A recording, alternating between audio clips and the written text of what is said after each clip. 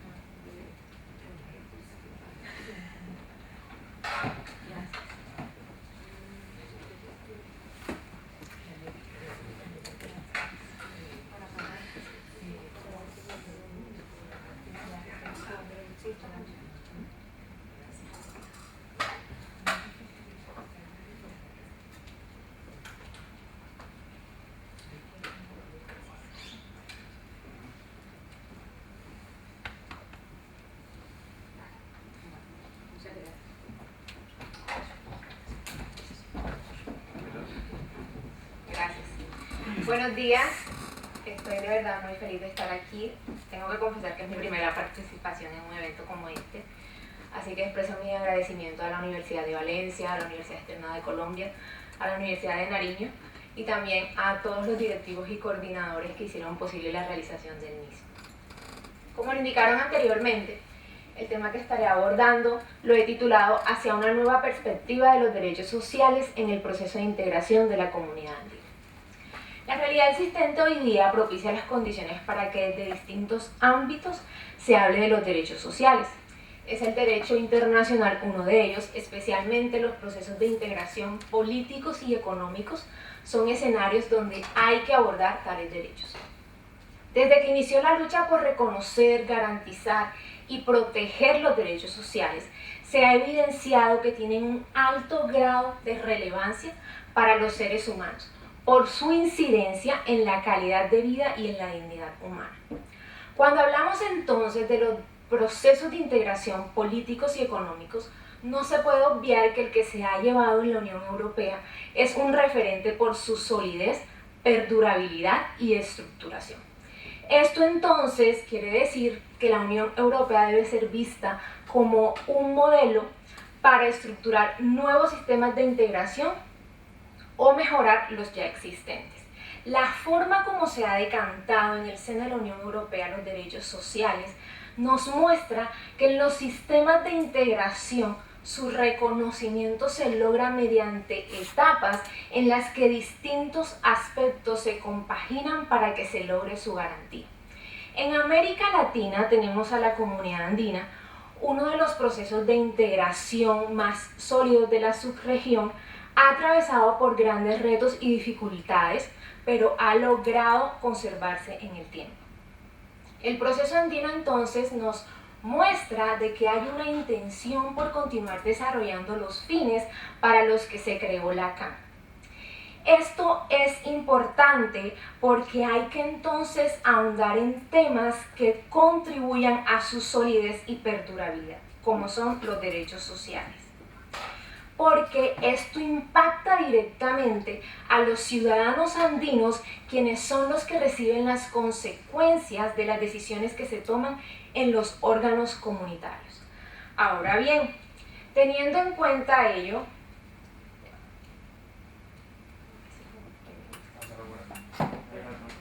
gracias.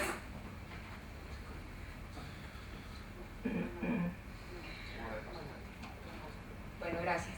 Teniendo en cuenta ello, procederé entonces a dar respuesta a la siguiente pregunta. ¿Cuál es el enfoque que debe darse a los derechos sociales en el desarrollo del proceso de integración de la comunidad andina? Para entonces responderla, iniciaré en primer lugar hablando de los derechos económicos, sociales y culturales y de su importancia en los procesos de integración. En segundo lugar, abordaré la forma como se han delineado estos derechos en las políticas sociales de la Unión Europea, siendo un referente en integración. para, en tercer lugar, hablar del proceso andino, cómo normativamente se le ha dado un enfoque social a la CAM, y posteriormente responderé cómo deben ser entendidos estos derechos en el proceso de integración de la CAM. De la importancia de los derechos económicos, sociales y culturales. Los procesos de integración políticos y económicos se componen de una serie de elementos que sin lugar a duda permean distintos aspectos de la esfera comunitaria. Tal incidencia entonces se relaciona con los derechos económicos, sociales y culturales, razón por la cual es importante estudiar cuál es la relevancia que estos tienen, pues con ellos se pretende lograr niveles más altos de satisfacción en la calidad de vida de los ciudadanos que conforman los estados que integran tales procesos. Pero cuando hablamos de los derechos sociales, que es el centro de este evento y de la ponencia, hay que partir de los TECs, de los derechos económicos, sociales y culturales que a nivel internacional han logrado un punto primordial de importancia.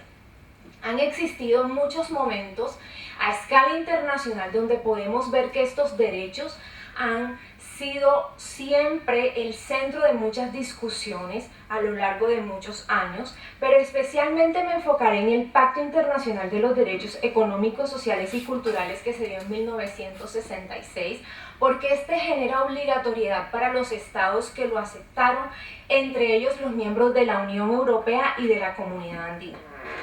Tenemos entonces que entender y comprender cuál es la esencia de los TECs. Cuando estudiamos los DECs, y para enfocarnos en los derechos sociales, hay que tener claro que la esencia de estos se tiene que ver con el idóneo desarrollo de la condición humana en plenitud. Esto entonces quiere decir de que su protección y garantía inciden significativamente en la calidad de vida y en las condiciones adecuadas de humanidad que toda persona tiene derecho. Ello entonces debe generar un compromiso vehemente por parte de los estados que aceptaron el pacto de los DECs, pero un compromiso hacia garantizarlos y protegerlos que no se limite únicamente al escenario de los derechos humanos, sino que éste trascienda y pueda trasladarse también a los procesos de integración de los cuales estos mismos estados hacen parte. Teniendo en cuenta ello, entonces, recordemos y tengamos en cuenta, para hablar de los derechos sociales hay que partir de los DECs, del sistema de protección. Una vez comprendemos la magnitud que implican ellos en los derechos humanos, no nos podemos quedar ahí, hay que trasladarlo entonces a los procesos de integración, porque en el desarrollo de esas actividades económicas que se desprenden de estos procesos, quienes reciben el impacto de todas ellas y de las decisiones que se toman a escala comunitaria son los ciudadanos que integran estos estados. Gracias. Ahora les hablaré de la protección y garantía de los derechos sociales en la Unión Europea como referente en integración.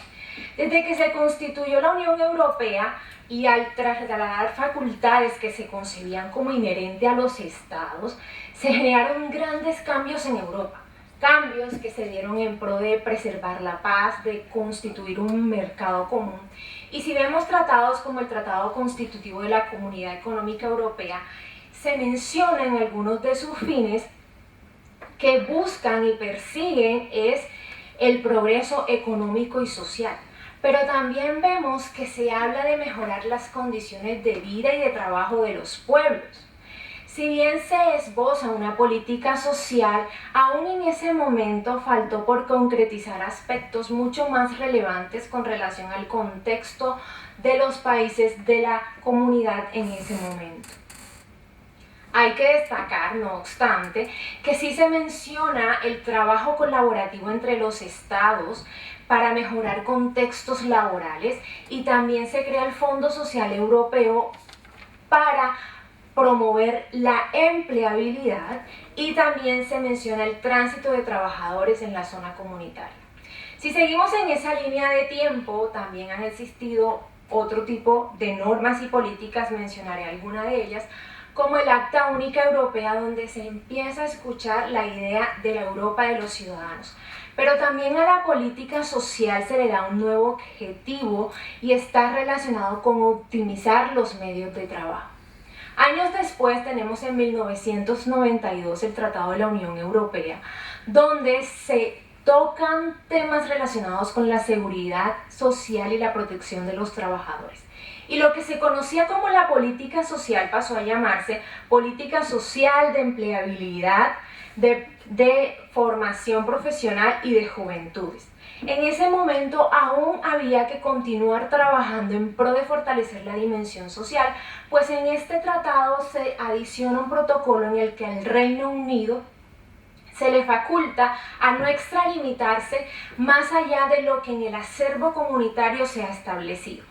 En materia social, pues ellos no suscribieron la Carta Comunitaria para los Derechos Sociales Fundamentales de los Trabajadores, la cual sí fue aceptada y firmada por 11 Estados miembros. Cabe aclarar que no se le dio carácter vinculante, sino que se asimiló como una recomendación. Años más tarde tenemos en el 2001 el Tratado de Niza, donde en su artículo 137 también se tocan temas de peso para el campo laboral. Y ya con el Tratado de Lisboa, que se logra un avance significativo, pues se le da cabida a la Convención Europea de Derechos Humanos y de las Libertades Fundamentales, y se da entonces esa unidad de la Europa que se desprende de este Convenio Europeo de Derechos Humanos, de la Europa comunitaria y del derecho interno de los estados. Se le da un lugar primordial a los derechos humanos, el cual se evidencia con el compromiso que tienen que tener los estados que deseen adherirse a la Unión.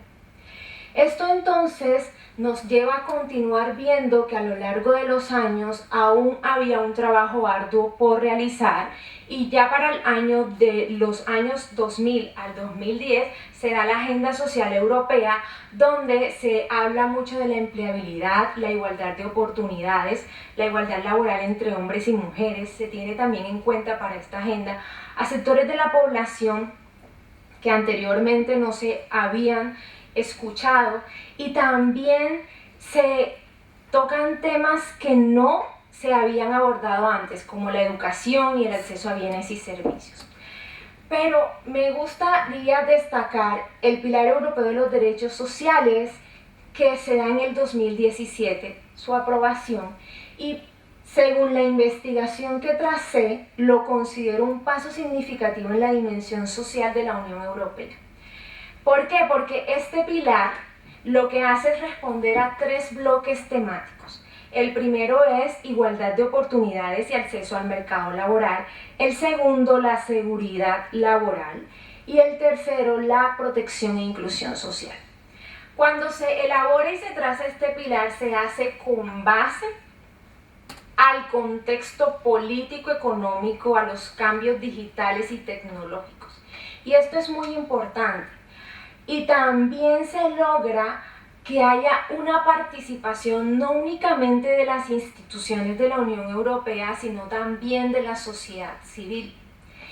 Esto es determinante porque cuando se habla de los derechos sociales hay que tener en cuenta las necesidades de la población, porque lo que se pretende con ello es precisamente la satisfacción de estas necesidades. En ese orden, la creación de este pilar abre la puerta para que en el 2021 se dé su plan de acción, con el cual se pretende dar cumplimiento a los 20 principios que se delinean en este pilar. Y es muy importante ya en este punto de la historia de la Unión Europea destacar de que todos esos tratados, cartas que se han dado, el Pilar Europeo de los Derechos Sociales y su plan de acción, nos muestra que en el proceso de integración siempre ha estado presente y siempre ha estado latente esa intención de fortalecer la dimensión social. Pero también hay que mirar que la forma en la que se desarrolla el proceso de integración en sí mismo incide significativamente en la manera en la que se elaboran y se desarrollan estas políticas sociales.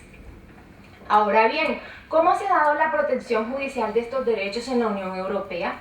Si vemos en la jurisprudencia del antes Tribunal de Justicia de las Comunidades Europeas, vemos que la interpretación que ellos elaboraban en su momento se ceñía a los tratados constitutivos, subordinación de las cláusulas sociales.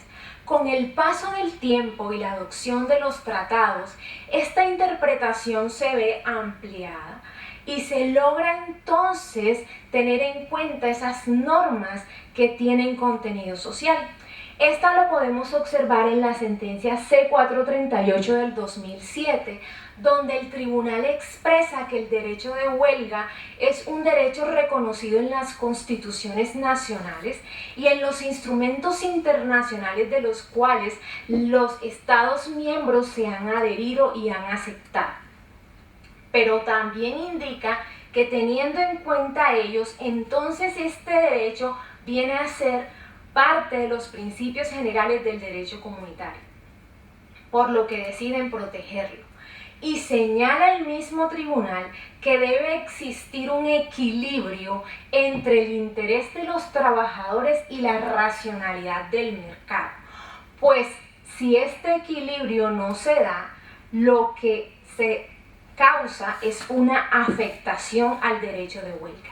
En ese sentido, años posteriores, podemos observar entonces fallos del Tribunal de Justicia de la Unión Europea en materia social. Y esto hay que destacarlo porque quiere decir que el órgano jurisdiccional en un proceso de integración tiene un rol determinante para fortalecer la dimensión social y también tiene un rol determinante para compaginar esta dimensión social con los fines económicos que se desprenden del mismo proceso de integración. Ahora hablemos de cómo ha sido ese proceso en la comunidad andina. Gracias. Para hablar del proceso andino hay que tener en cuenta el contexto de la subregión. Y ese contexto que se evidencia en los países miembros de la CAN no solo proviene de ese contexto que se da en ellos, sino también del que se da en toda América Latina. Teniendo en cuenta ellos, vemos retos y desafíos a los que se ha enfrentado la comunidad andina y con el paso del tiempo los ha podido enfrentar y ha podido continuar su funcionamiento. Es por ello que hay que profundizar en temas como esto, porque ese contexto, esa realidad económica, política, social, ambiental, nos conduce a darnos cuenta de la necesidad de fortalecer políticas sociales en la esfera comunitaria que directamente beneficien a los 115 millones de ciudadanos andinos que conforman los estados parte. Hay que entonces irnos al artículo 1 del Acuerdo de Cartagena, en el cual se especifican los objetivos por los que se creó este proceso de integración. Vemos que se menciona la cooperación económica y social, pero también hay que resaltar de que se hace un señalamiento que lo que se busca es el mejoramiento persistente en el nivel de vida de los habitantes de la subregión. Y esto tiene un alto grado de relevancia porque el desarrollo económico que se pretende en los procesos de integración, al relacionarse con la calidad de vida, no debe limitarse únicamente al acceso de bienes y servicios, sino que este tiene que trascender a la percepción del bienestar. Porque cuando se tienen en cuenta estos aspectos económicos que se desprenden del proceso de integración y se relacionan con el idóneo, el nivel adecuado que tienen que tener los seres humanos de vida, hay entonces que tomar esa dimensión social de la comunidad andina y relacionarla con esos fines económicos que se desprenden del proceso de integración para que se logre su protección y garantía. Ahora, ¿cómo normativamente se han abordado el derecho social? Gracias, por favor. ¿Cómo la normativa andina con enfoque social? Tenemos la decisión 113, que es el primer instrumento donde se habla de derechos humanos de la comunidad relacionados con temas laborales. Tenemos la decisión 116, Instrumento Andino de Migración Laboral. La Carta Social Andina de 1994, donde se habla de los grupos vulnerables de sus derechos y también de los DECs, de los derechos económicos, sociales y culturales, de la relación entre democracia y derechos humanos. Y esta carta es importante porque nos muestra de que hay que continuar trabajando en temas sociales que se relacionan acorde al contexto de la comunidad andina. Cabe aclarar que no tiene carácter vinculante, al igual tenemos años siguientes a la Carta Andina para la Promoción y Protección de los Derechos Humanos en el 2002, que sí representó un avance en su momento de los derechos humanos al interior de la CAM, porque se tuvieron en cuenta para su elaboración instrumentos internacionales que se han desarrollado en los sistemas de protección de derechos humanos, pero igualmente tenemos el mismo escenario, no se le dio carácter vinculante y tampoco se plantearon los mecanismos para dar cumplimiento a los objetivos que se plasmaron en ella. En ese orden, ¿cómo ha sido la protección judicial en el proceso de integración de la comunidad andina? Pues el tribunal no ha tenido ese compromiso para hablar al respecto en la materia de derechos humanos y derechos sociales, lo cual debe continuar estudiándose y también ver que es necesario, pues el contexto europeo y la enseñanza que nos deja el sistema europeo muestra que el órgano judicial tiene que comprometerse también para que esta dimensión se pueda fortalecer. Ahora, ¿cómo deben entenderse los derechos sociales en el proceso de integración de la CAN? Y deben entenderse como parte determinante para fortalecer el mismo proceso de integración. Ya para concluir, entonces, preservación del proceso de integración. Partimos de los DECs, hay que tener en cuenta que para hablar de los derechos sociales, pero esta importancia de ellos en los sistemas de derechos humanos tiene que trasladarse a los sistemas de integración. La Unión Europea, si bien nos plantea grandes enseñanzas, aunque el pilar es norma soft law, y algunos han criticado que no es lo suficientemente fuerte para fortalecer esta dimensión, lo cierto es que sí nos deja lecciones que con su creación se muestra que hay que continuar trabajando y fortaleciéndose esta dimensión en un proceso de integración.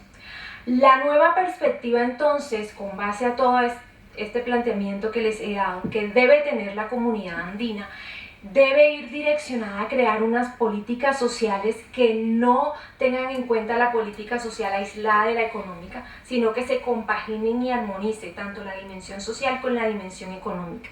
Pero que esta política social que se desarrolla al interior de la CAN, ¿por qué no incluya también un pilar andino de derechos sociales? Pero que este no sea una copia del europeo, sino que tenga en cuenta el contexto de los países de la subregión, en el que se tenga en cuenta la población indígena, la población afro, pero que también se toquen temas como la educación, la igualdad laboral entre hombres y mujeres, muchos más aspectos que tengan que ver con la realidad y ese contexto de los países andinos. Y por qué no hablar también de ese compromiso del tribunal que ojalá en algún momento se pueda dar, y aunque parezca una utopía, de verdad que considero que estos espacios académicos son importantes y tienen un gran peso para que podamos llevar temas tan lindos como este de la teoría a la práctica. Muchas gracias. Bueno, hace 2 minutos, no sé si alguien tiene una pregunta de pero muy corta, muy corta. Sí, hacemos esta pregunta y ya está, ¿eh? En este caso, sí. Sí, muchas gracias. Eduardo Pastrana de la Universidad Javeriana de Bogotá. Es que a mí me preocupa algo, y es lo siguiente. Primero, la crisis de la comunidad andina, y eso implica la crisis del regionalismo en América Latina. Entre otras cosas, la comunidad andina es una organización zombie. No ha muerto, pero tiene una inercia. Hay causas, se señala la ideologización que hay, por parte del presidencialismo que ha afectado la funcionalidad de la misma, no ha logrado sus objetivos económicos, se dinamitó cuando Colombia y Perú empezaron a negociar con la Unión Europea y Estados Unidos tratados de libre comercio, fracasó la reingeniería, nunca funcionó el arancel común externo que la Unión Europea durante muchos años financió. La pregunta es política, es decir, si no se puede ni sentar a la mesa, es decir, el alto índice de incumplimiento de las sentencias del Tribunal Andino y del incumplimiento de todas las normas, ¿cómo vamos a superar, es decir, la crisis del regionalismo y el logro de ciertos objetivos si hay un estancamiento o casi que, digamos, un total, casi que desaparición de los procesos de regionalización en América Latina? ¿Cómo vamos a avanzar en estos campos? Gracias. Yo, muy breve, yo personalmente creo, a mí me ha sorprendido un poco, pero bueno, es una opinión subjetiva personal, escuchar, porque yo nunca lo había escuchado, a alguien que plantea que la Unión Europea es la gran defensora de los derechos sociales y la gran protectora de los derechos sociales. Yo creo que ni los más europeístas en Europa defienden que la Unión Europea es la gran defensora de los derechos sociales. Alegan otras virtudes de la Unión Europea, como su capacidad en determinados momentos de generar crecimiento económico, etc. Pero la protección de los derechos sociales, vaya, nunca ha sido la gran virtud de la Unión Europea, más bien al contrario, ¿no? Incluso yo mismo en 2013 escribimos un libro que tiene 450 páginas que se titula La Unión Europea contra el constitucionalismo social, donde se hace todo un análisis de el derecho primario, el derecho secundario, la jurisprudencia de la Unión Europea, y donde lo que se viene allí, al menos personalmente creo, es que la Unión Europea es el gran instrumento de los capitales internacionales para desmontar el Estado social y los derechos sociales en la mayor parte de los Estados europeos, ¿no? Por tanto, o sea, que no deja de sorprenderme cuando escucho a alguien que plantea que la Unión Europea es el modelo a seguir en protección de derechos sociales. Yo personalmente creo que ahí bueno, habría que revisar un poco, pero vale, muy rápido. Bueno, muy rápido para responder, creo que la primera pregunta, sí, realmente el contexto es complejo y por eso me parece importante estos escenarios académicos para abordar temas tan importantes como este. Creo que, como lo mencioné, el hecho de que la comunidad andina continúe en funcionamiento es como una esperanza para continuar, seguir trabajando en esto. No es fácil, pero aún está funcionando. Y hay que seguir promoviendo este tipo de ponencias para que, como lo dije anteriormente, se pueda llevar de la teoría a la práctica. Y el tiempo dirá si se puede hacer una realidad. Por eso lo menciono en la investigación. Se escucha como una utopía, pero hay que pensar de que lo ideal es que suceda de esa manera. Y de eso se trata. La segunda opinión de usted, sí, lo que pasa es que como el tiempo fue tan corto, no terminé de concluir. Sí, yo sé que existe esa posición, pero no me refiero a que la Unión Europea sea un referente en materia de protección social, sino que teniendo en cuenta que es un referente en integración, a pesar de los desafíos que tiene en relación al contexto latinoamericano, sí hay que ver aspectos positivos, como el pilar que se plantea, el cual abre la puerta para continuar trabajando en pro de esa dimensión social.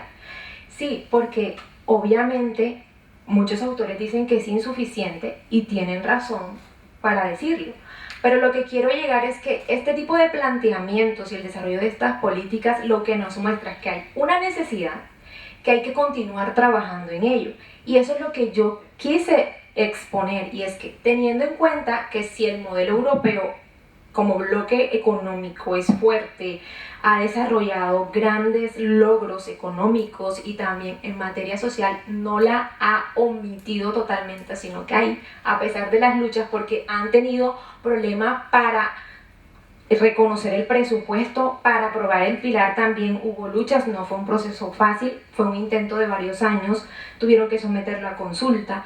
A lo que quiero llegar es que, teniendo en cuenta que si el modelo europeo, siendo tan fuerte como es, menciona esta dimensión social que tiene que continuar trabajando porque hay que y también lo iba a decir en la conclusión, sí, se puede plantear la pregunta, ¿será posible que si es lo suficientemente garantista las políticas que plantea, realmente sí está cumpliendo ese fin de las políticas sociales que se han planteado?